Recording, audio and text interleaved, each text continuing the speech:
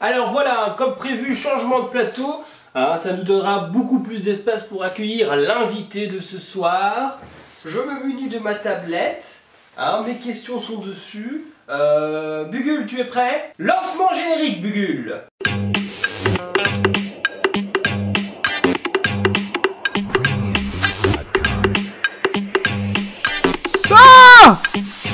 Il m'a fait peur! Mais qu'est-ce que vous faisiez sur la table, vous? Je sais pas. Comment ça, vous ne savez pas? N'importe qui peut répondre à ce genre de questions. Alors, on reprend. Bugul, toujours prêt, bien sûr. Bugul, lancement générique! Mais arrêtez d'aller en dessous de la table! C'est quoi cette manie? Fayato! Eh mais puis, je vous reconnais, vous! Vous êtes le mec de tout à l'heure, il s'est incrusté sur mon stream et il a foutu du mouchoir partout! Donc, je suppose qu'à défaut du contraire, vous êtes Didier. Hello! My name is Didier! Hello! Hello! Fayato! Alors, beaucoup de viewers se demandent pourquoi vous êtes ici. Et vous êtes ici parce que vous avez un talent, c'est que vous êtes muni de branchies. Vous êtes un poisson, Didier. Hello! My name is Didier! Hello! Hello! Mais quand c'est venu cette histoire de branchies? Hello! Non, je l'ai pas dit. Alors là, pas du tout. Pas du tout. Alors j'ai fait une formation en tant que pisciculteur ostriatricien, surtout pour les poissons mangeurs d'os et rocailles. Mais en fait, j'ai eu un problème parce que ma grand-mère, elle préférait tout ce qui était truite salmonière. On est toujours sur l'histoire du pourquoi des branchies. Parce que j'ai envie de raconter ma vie? Non, c'est pas une question de ça. C'est juste que le but de votre histoire est d'arriver au pourquoi des branchies. Je pense qu'il faut prendre la rocade, puis la départementale, et après ensuite faire Longmontran, Franche-Montée, tout ça, là, c'est par là, ça, hein. Pardon?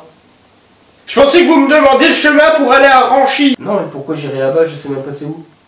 Oui, oui, mon histoire va pour raconter l'histoire pourquoi j'ai des branchies, oui.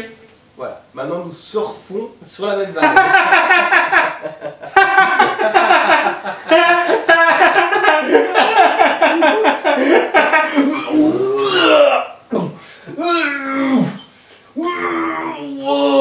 Vous allez bien? Donc, pour tout finir l'histoire, donc ma grand-mère en fait elle tenait une seule meunière et comme elle était partie en vacances, elle m'a demandé de la garder. Mais voilà, le problème c'est que la bête elle est décédée parce que moi je suis spécialiste en poisson mangeur d'os, donc forcément j'ai pas su très bien m'en occuper. Après 4-5 jours j'ai dû prendre une décision et ma décision c'est de cacher le corps en mangeant la truite. Et ce qui s'est passé, c'est que pendant 2-3 jours, j'ai eu beaucoup de vomissements, des sueurs froides, et dans mes rêves, souvent je croisais des hippocampes violets en plein dans la mer avec des baleines à bosse qui faisaient comme ça, et qui même appelaient, qui étaient comme ça dans la mer. C'était vraiment magnifique, c'était beau. Et j'ai constaté que j'arrivais à respirer dans l'eau, c'est ça le côté, donc oui. Oui, on comprend, un grand moment d'émotion, oui, les mers, ce sentiment d'évasion en fin de compte, c'est ça, le voyage. Pouvez-vous nous faire une petite démonstration de votre talent, là, les branchies et tout ça? Oui, je peux parfaitement, oui. Super, d'ailleurs on a mis à disposition un bassin pour vous, donc vous pouvez y aller. Pendant ce temps, non, par contre ne passez pas sous la table. C'est une manie chez vous, voilà, par là. Allez-y Didier. Hello, my name is Didier. Pendant que Didier va faire sa démonstration, nous allons passer sans transition à Gérard, qui nous a prévu un petit exposé sur la baleine à bosse. Gérard, c'est à vous. Bonsoir Mehmet, salut, merci à toi Mehmet. Bonsoir les viewers. Aujourd'hui, nous allons parler de la baleine à bosse. Ceci est une baleine à bosse. Cet animal peut mesurer entre 13 et 14 mètres de long et son poids moyen peut faire 25 tonnes. partout dans le monde entier, dans chaque océan. Il faut savoir que la baleine à bosse est reconnaissable justement à la dimension énorme de sa nageoire pectorale, différente parce que chez ses cousines, les autres baleines, les autres cétacés, la baleine à bosse a une plus grande nageoire pectorale.